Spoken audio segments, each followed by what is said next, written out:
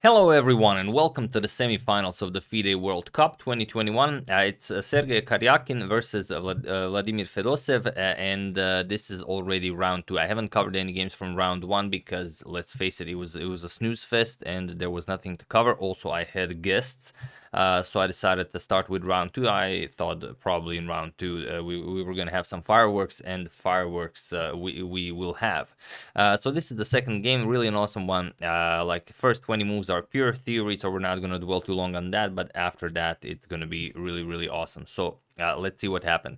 Karjakin with the white pieces opens with e4. Fedoseev goes e5. We have knight to f3, knight to c6, and bishop to b5. So the Ruy Lopez is on the board, as the title might suggest. We have a6, bishop to a4, Morphy's defense, of course, and now knight to f6. We have castles, bishop to e7, and now rook to e1. So pretty much the moves you see in any Ruy Lopez.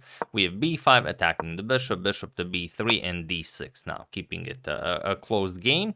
We have c3, now preparing d3 or d4 in the future, and we have castles. We have h3, taking away the g4 square from black's pieces, and bishop to b7 now. We have d4, striking in the center, and rook to e8. The bishop is coming to f8, but this is something you already know. So knight b to d2, we have bishop to f8, and now a3.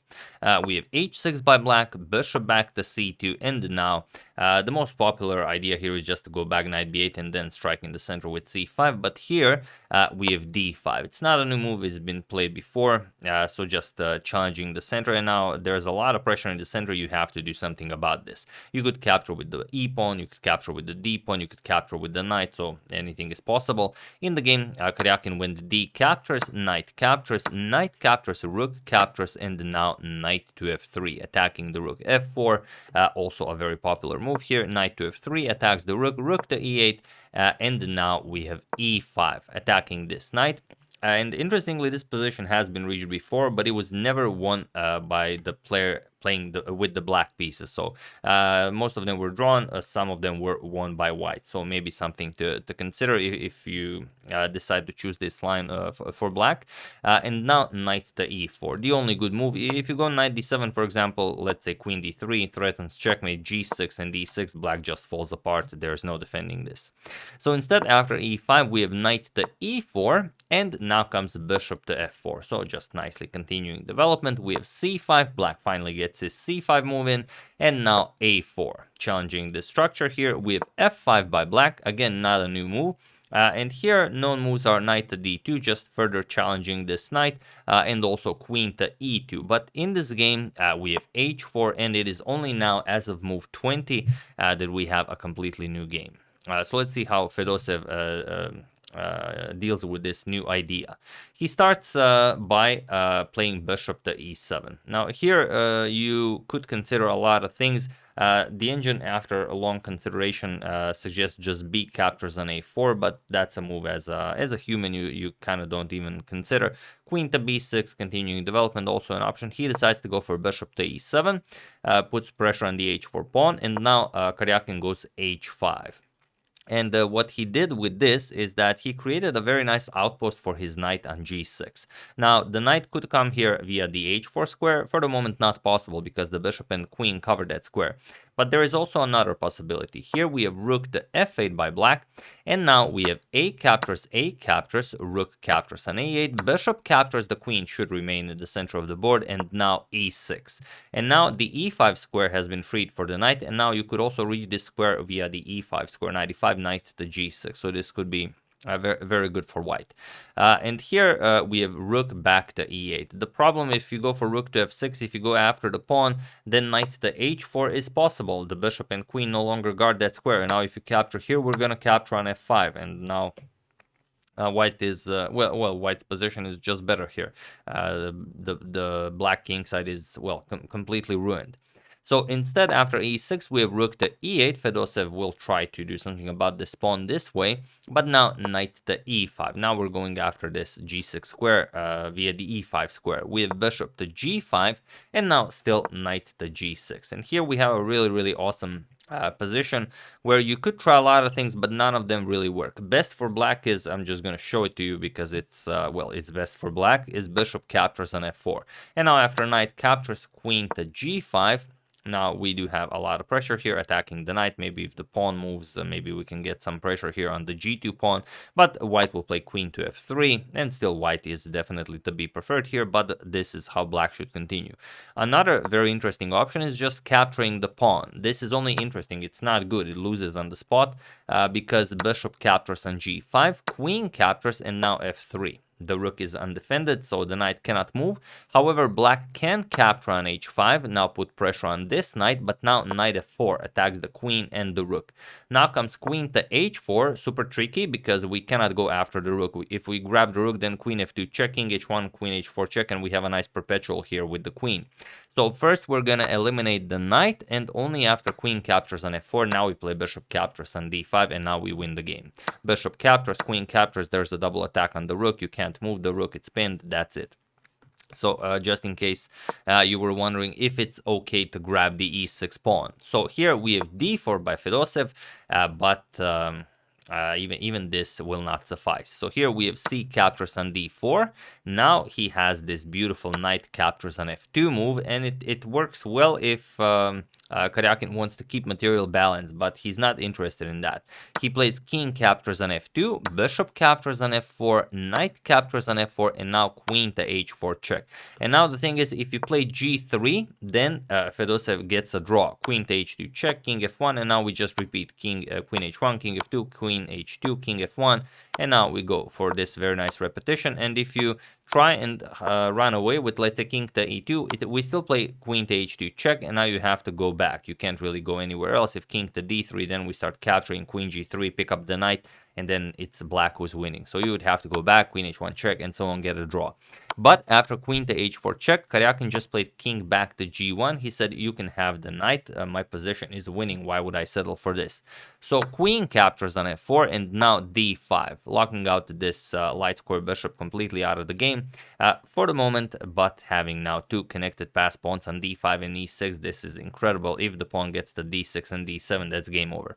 So here, you might try a lot of things. I'm just going to show you what happens if you, let's say, block with the queen, which definitely makes sense. You block the pawns and you're preparing to capture on d5.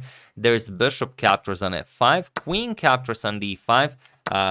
Bishop captures is something you want to play, but it's not very good because, well, there's just bishop e4 and we win the game. There's a double attack on the bishop. If the rook joins in, we play e7, and you know, there's no way to continue this. So instead, after this bishop captures on f5, we will have to play queen captures on d5, and now white will very happily trade here. Queen captures, bishop captures, and now rook to e5. Attack the bishop. After the bishop moves, we can eliminate the pawn, but also if the bishop moves, you could also play something like e7, and there's no move black can make. The rook can't move, otherwise we queen the pawn. If you play king f7, then this is just winning. Bishop picks up the rook, so there's really no move that black can play here. So queen to d6, although a move you want to play, loses the game. So here Fedoseev tried queen to g3.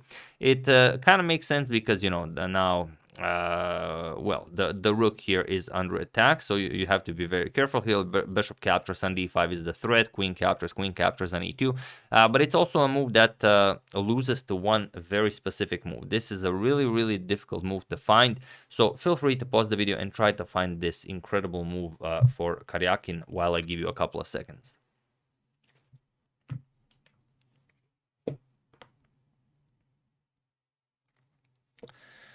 So for those of you who were able to do it, congratulations on finding the only move that wins for white. And for those of you who want to enjoy the show, it's rook to e2. Yes, it's a really silly looking move, but it gets the job done. So now all of the ideas that we've tried before simply don't work because there's nothing to try here.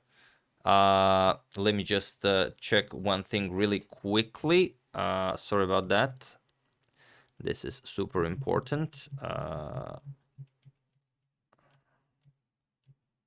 Yeah, okay. Yeah.